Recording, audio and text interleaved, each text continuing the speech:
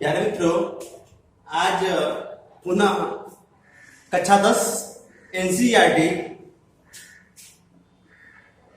Class 10 NCERT को ध्यान रखते हुए जो गणित का सेशन हम स्टार्ट किए थे उसमें हम उसके आगे आज बात करने वाले हैं और उसमें आज बात करेंगे। बात हमने किया था इसके बारे में, हमने बात की थी इसके बारे में, पुनः इसको समझाना चाहते हैं।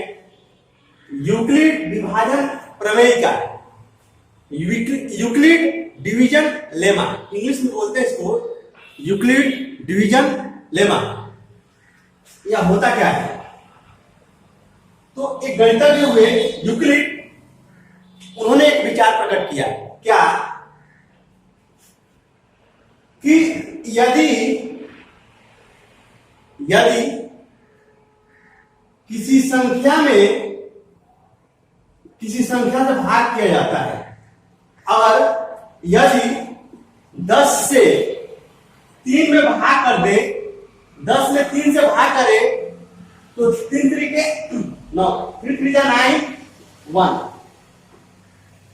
तो उन्होंने बताया कि यदि किसी संख्या से किसी संख्या में भाग करते हैं तो जो भागफल आता है, जो कोसेंट आता है और जो रिमाइंडर आता है वह अपने आप में यूनिक होता है, मतलब अद्वितीय होता है। हमारे कहने का मतलब यह है कि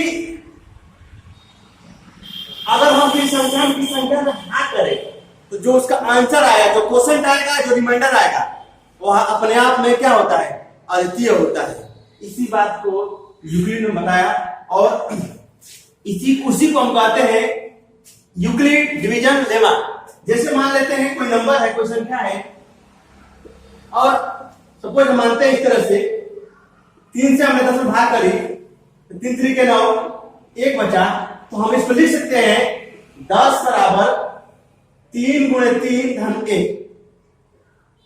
इसका इसमें गुणा करा के कितना जोड़ेंगे? 3 से 3 में गुणा करा कर 1 जोड़ देंगे तो हमारा 10 मिल जाएगा। ये करते हैं ना, भाग चेक करते हैं। वही बात उन्होंने बताया कि माना कोई संख्या है, किसी संख्या से मान लीजिए ए में बी से भाग करते हैं, ए में बी से भाग करते हैं। ध्यान दीजिएगा, इसको हम लिख रहे हैं इस तरह से। मान लेते हैं यूक्लिड विभाजन प्रमेयिका के अनुसार यूक्लिड ने क्या बताया कि यदि ए में बी से भाग करते हैं, ए में बी से भाग करते हैं तो जो बी होगा, अगर ए में से बी को घटाएंगे तो हमारा आर बचेगा और यहां पे आंसर हमारा आएगा क्यू। तो अगर हमको ए लाना होगा तो बी इंटू क्यू करना पड़ेगा प्लस आर। इसी को बोलते हैं यूक्लिड डिवीजन लेमा, यूक्लिड विभाजन प्रमेयिका। उन्होंने यही बात बताया कि जो आंसर होता है, जो शेषफल होता है, एक दूसरे को अपने आप में अद्वितीय होता है। जो आर होगा हमेशा क्या होगा? बी से छोटा होगा और लगभग 0 के बराबर या 0 से बड़ा ही होगा। यह कंडीशन काम करता है। यहां पे बातें समझ में आ रही होंगी। अब देखिए यूक्लिड विभाजन प्रमेय का, इस प्रमेय का अगर प्रयोग करें, अब देखिए इसका स्टेप बाय स्टेप यूक्लिड विभाजन प्रमेय का, यूक्लिड विभाजन algorithm, Euclid division algorithm. Plus ध्यान दीजिएगा 20 और 40 है और 40 को हम ले सकते हैं। यदि 40 में हम 20 से भाग करें, इस तरह से इसको नहीं लेंगे, 5 और 24 लेते हैं। 24 में 5 से भाग करें, 24 में 5 को 20 4। क्या हम इसको लिख सकते हैं क्या 24 को लिख सकते हैं क्या इतना 5 इंटू 4 प्लस 4 5 और 20 24 बात समझ में आई। तो जिससे हम भाग कर रहे हैं उसको पुनः लिखेंगे यहाँ 5 और इसको जो शेषफल है इसको लिख देंगे 4 गुणे 1 धन 1। अब देखिए पुनः जो शेषफल बचेगा जिससे भाग कर रहे हैं जिससे उसको फिर लेंगे 4 बराबर क्या होगा 4 गुणे 1 धन 0 जिससे हम भाग कर रहे हैं काम होगा।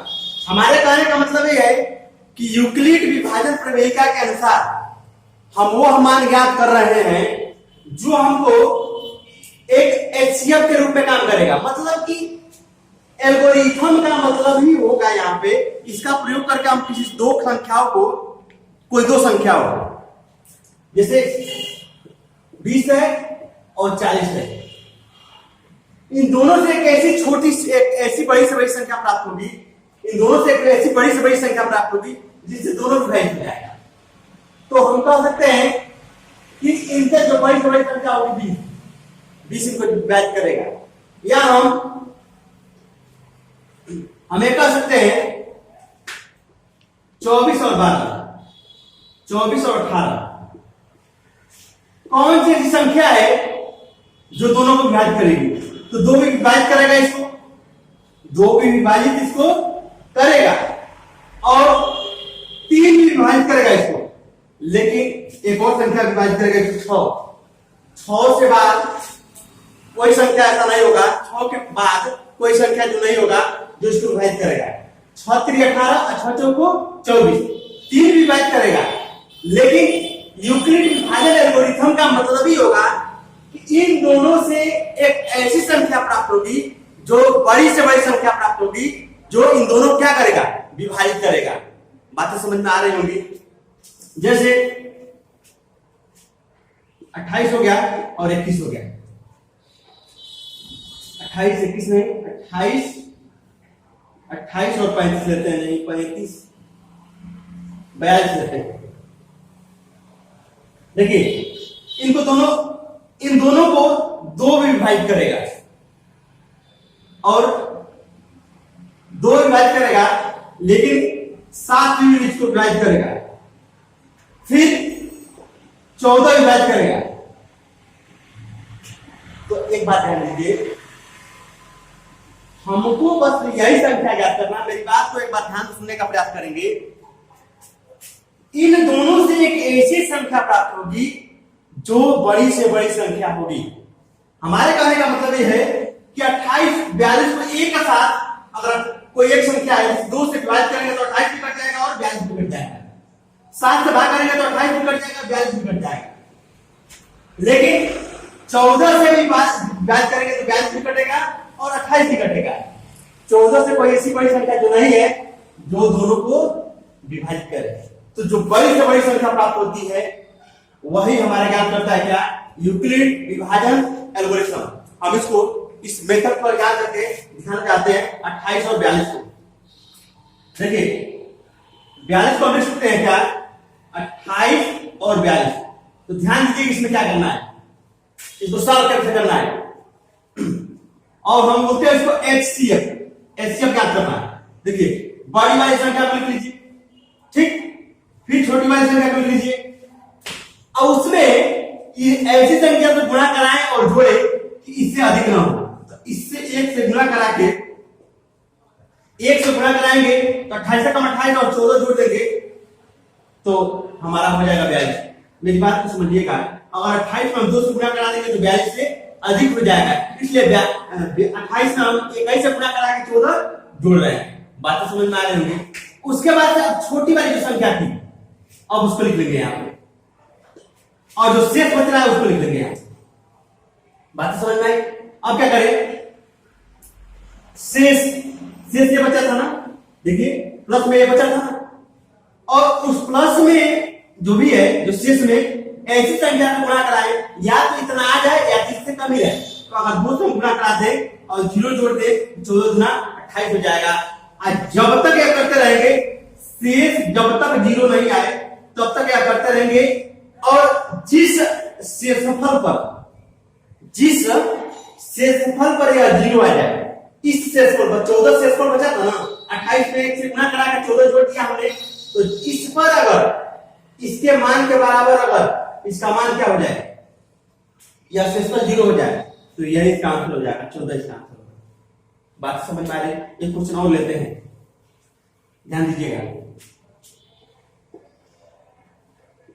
25 और 45, 25 और 45, तो 45, तो 25 गुणे 2 करेंगे तो 25 गुना 50 हो जाएगा, तो 25 से कम 25 और 20 45।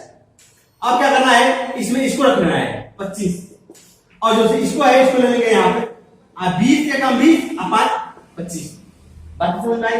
अब इस शेषफल को यहाँ 5 शेषफल बचा था, अब इसको इधर लेंगे 20 और इसको ले जाएंगे 5 और गुणे 1, नहीं 5 गुणे 4 धन 0। अब देखिए तो इस 5 को लाया, इस 20 को उधर दिया, इस 5 को लाने पर 5 को 20 आ जा रहा है 0, इसका मतलब इसका आंसर क्या हो जाएगा 5। बातें समझ में आ रही है। हमको उम्मीद है कि हमारी बातें आपको समझ में आ रही होंगी अच्छी तरह से, और आप इसको ध्यानपूर्वक बनाने का प्रयास करेंगे। एक क्वेश्चन और लेते हैं,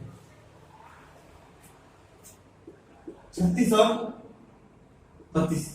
चलिए 36 इक्वल 32 गुणे 1 धन 4। तो अब देखिए 36 से कम 36 4, 32 से कम 32 4 36। अब क्या करेंगे, इसको ले लेंगे यहां पर और इसको ले लेंगे यहां पर, 4 बटे 32 और 0। जिस शेषफल से इसका मान जो यह बच रहा है, इससे अगर गुणा करने पर किस संख्या से 0 शेषफल बच रहा है, इतना पूरा पूरा आ जा रहा है, यह इसका आंसर हो जाएगा, 4 इसका आंसर होगा। बातें समझ में आ रही होंगी। इसी तरह से हम आगे बात कर रहे हैं इसी क्वेश्चन में। अब हम क्वेश्चन आपका पहला है, इसी को बोलते हैं इस स्टेप बाय स्टेप इसका यूक्लिड विभाजन प्रमेयिका का प्रयोग करके, यूक्लिड विभाजन एल्गोरिथम का प्रयोग करके हम इसका प्रयोग करके हम एचसीएफ ज्ञात करें, उसको बोलते हैं यूक्लिड विभाजन एल्गोरिथम। आगे बात करते हैं क्या आपका कुछ क्वेश्चन है। पहला क्वेश्चन है आपका एक्सरसाइज नंबर 1.1 एनसीईआरटी वास्तविक संख्या रियल नंबर का पहला एक्सरसाइज 1.1 है, और इसी में हम बात करने वाले पहला क्वेश्चन क्या है 135 और 225। अब हल करेंगे तो क्या करेंगे, 225 इक्वल 135। अब क्या करेंगे, 135 क्या होगा, हम 2 बार 135 में 2 से गुणा कराएंगे तो 270 आएगा, 1 से गुणा कराएंगे तो 135 कम 135, और क्या बचेगा, इसमें क्या बचेगा 0 और 12 में 3 90 बच जाएगा।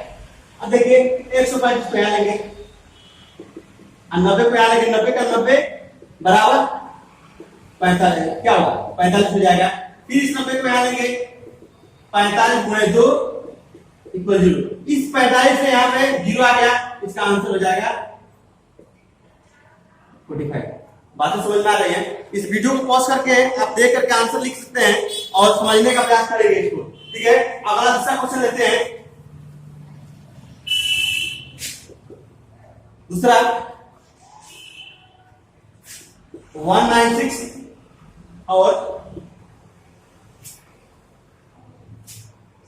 38220। क्या करेंगे, हल करेंगे, यहां पे सॉल्व होगा 38220 इक्वल 196। इसको क्या करेंगे, 20 बार में मल्टीप्लाई कराने का प्रयास करेंगे, देखते हैं। 20 छक्के 6 दूना 12, 6 दूना 12,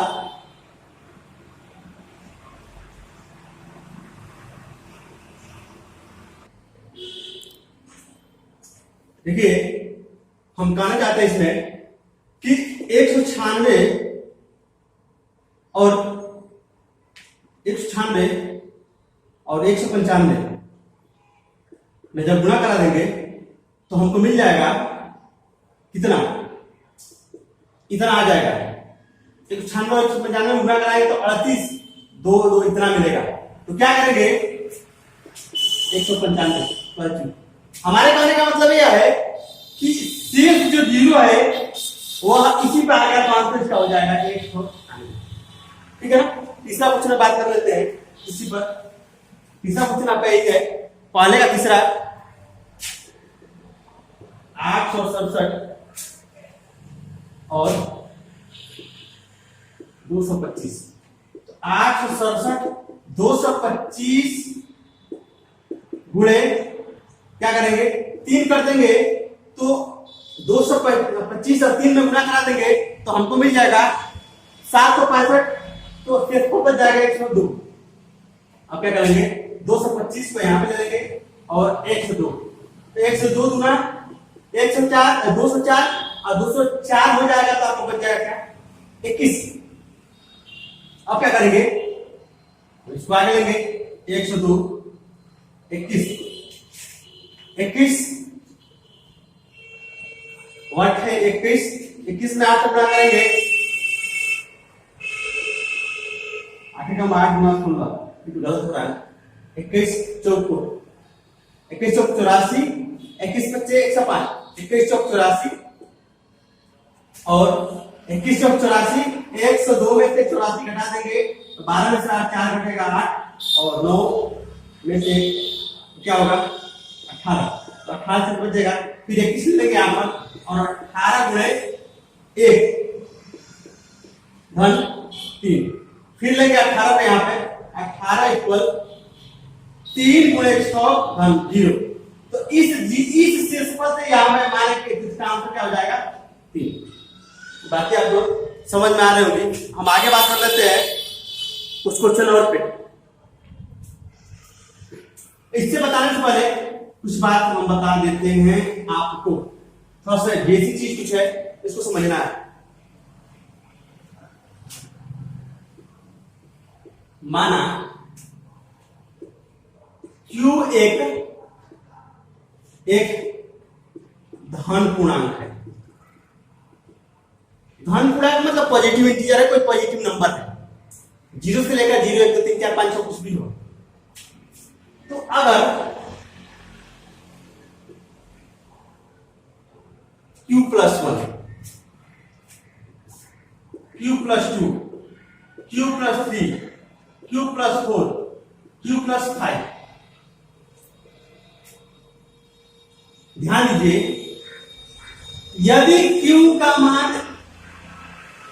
0 कर दे, Q का मान 0 कर दे, तो Q का मान 0 कर दे तो क्या हो जाएगा, यह विषम हो जाएगा, यह सम हो जाएगा, विषम यह सम यह सब विषम। इसका मतलब यह है, ध्यान दीजिए, Q का मान 0 कर दे, इंटीजर हमने कहा ना पॉजिटिव इंटीजर, अगर यहां पर हम क्या करें कि 0 कर दे, 1 मिनट एक काम और करना इसमें, तो यह हमारा विषम हो जाएगा, या विषम हो जाएगा, या विषम हो जाएगा। अगर Q की जगह 0 रख दे या इस तरह से कह दे 2Q + 1, 2Q + 2, 2Q + 3, 2Q + 4, अगर Q का मान 0 रखेंगे तो क्या हो जाएगा, यह भी विषम हो जाएगा, यह भी विषम हो जाएगा, और जो 5 आएगा वो भी विषम हो जाएगा और यह सम हो जाएगा, क्योंकि 0 हो जाएगा तो 2 सम, ये 0 हो जाएगा तो 4 सम, और यह विषम या विषम और यह विषम। एक बात होता है, अगर Q का मान 1 रख दे तो 2 × 2 = 3, तो भी विषम होगा। Q का मान 2 रखे तो भी विषम होगा। लेकिन हमारे कहने का आशय यह नहीं है, हमारे कहने का आशय यह है कि इस स्थिति में 2Q + 1, Q का मान आप कुछ भी रख लीजिए, Q का मान आप कुछ भी रख लीजिए, यह हमेशा क्या होगा, विषम ही होगा।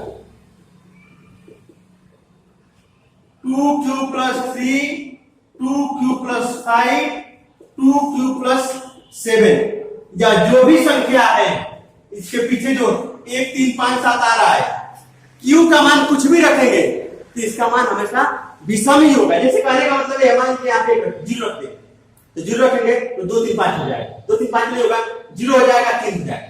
अगर 1 रखेंगे तो 2 1 2 1 2 3 5, अगर 2 रखेंगे तो 2 2 4 3 7, 3 रखें 3 3 6 6 3 9, हमेशा विषम ही आएगा।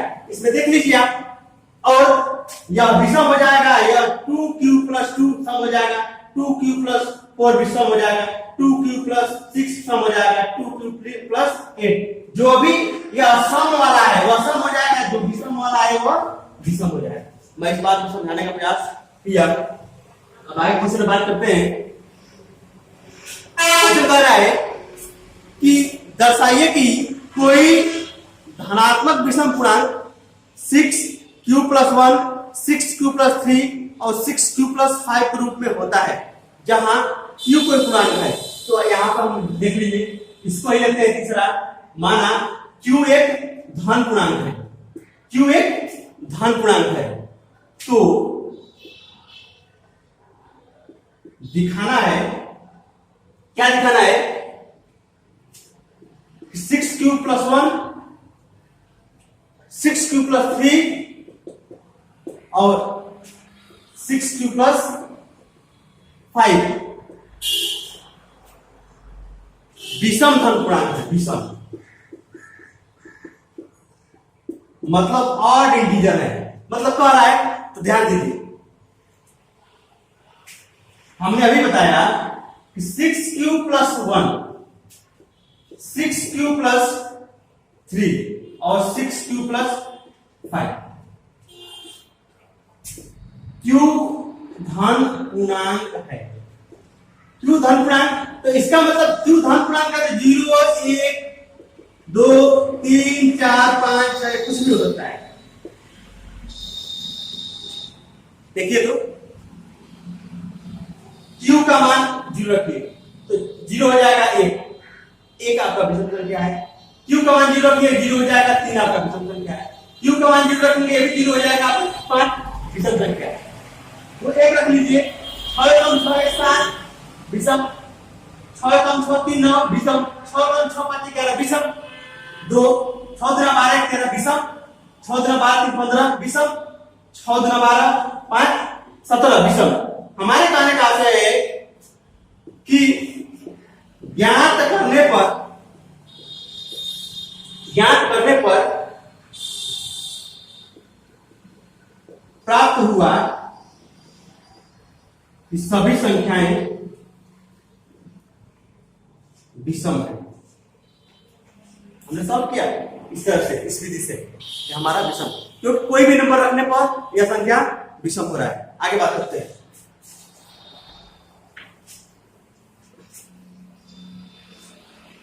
अगला क्वेश्चन है आपका कि आपको दिखाना है कोई टुकड़ी है, किसी टुकड़ी पर बात करना है, कोई टुकड़ी के बारे में बात कर रहा है, उसमें क्या करना है आपको, किसी टुकड़ी के बारे में बात किया है और क्या टुकड़ी कह रहा है, थोड़ा सा ध्यान देना है इसमें, क्वेश्चन क्या कह रहा है उस पर थोड़ा सा बात करना है हमको कि 6 से 16 मेंबर और 6 से 16 सदस्य और 32 सदस्य, तो 6 से 16 और 32 का तीसरा क्वेश्चन आपका। अगला तीसरा क्वेश्चन क्या है, तीसरा क्वेश्चन है कि कौन सा क्वेश्चन है आपको थोड़ा देखना हमको पड़ेगा।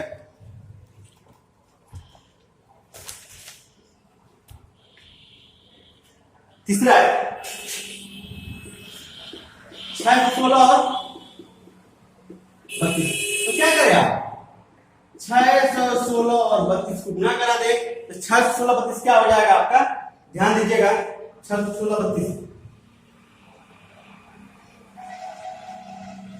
616 और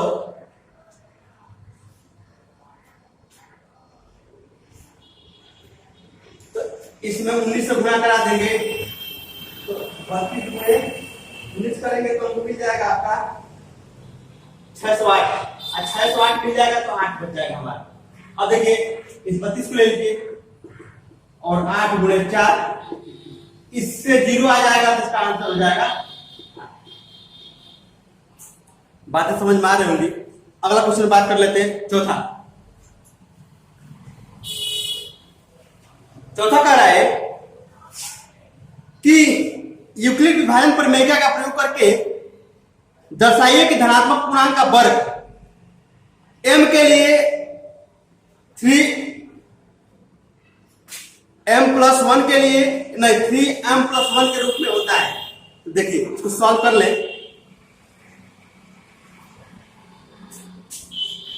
तो माना ये कोई धन पूर्णांक है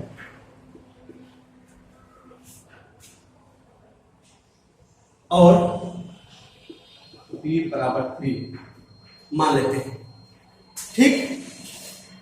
तो यूक्लिड विभाजन से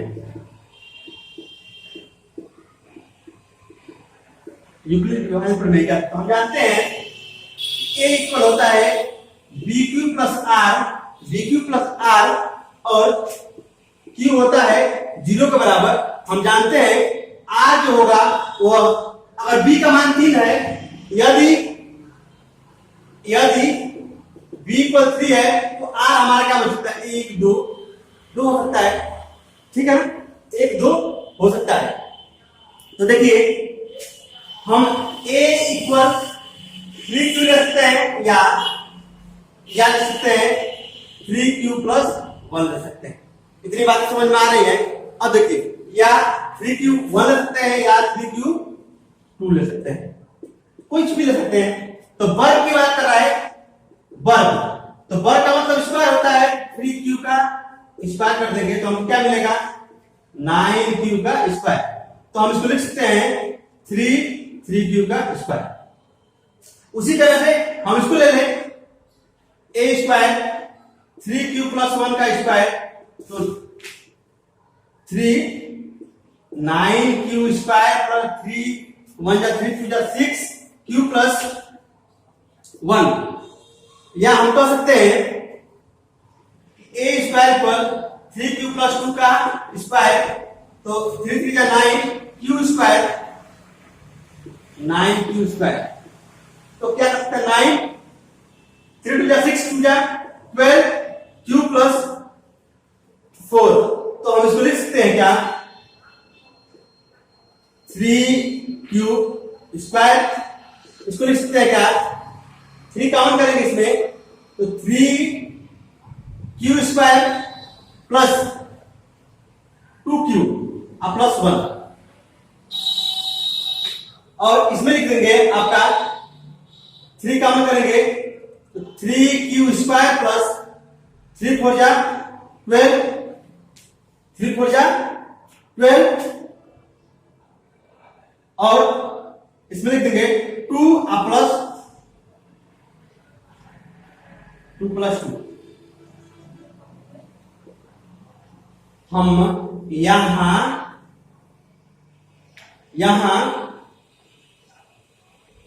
3q square equal m 3q square plus 2q equal m और 3q square plus 4q plus 2 equal m मानने पर यह हमारा आंसर प्राप्त हो जाएगा।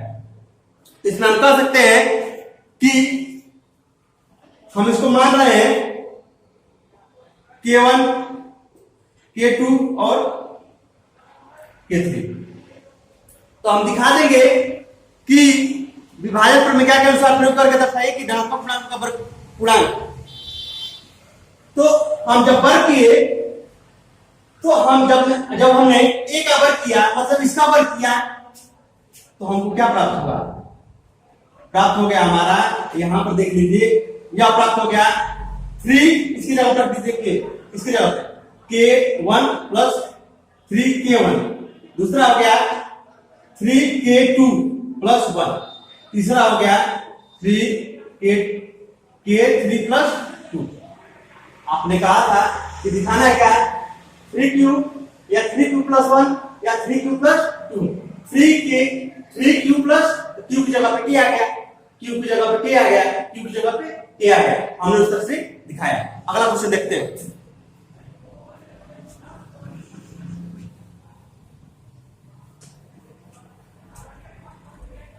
यही बात कर रहा है थोड़ा सा इसमें भी। अगला क्वेश्चन कह रहा है कि यूक्लिड प्रमेय का प्रयोग करके दर्शाइए किसी धनात्मक पूर्णांक का घन 9m दिखाइए कि 9m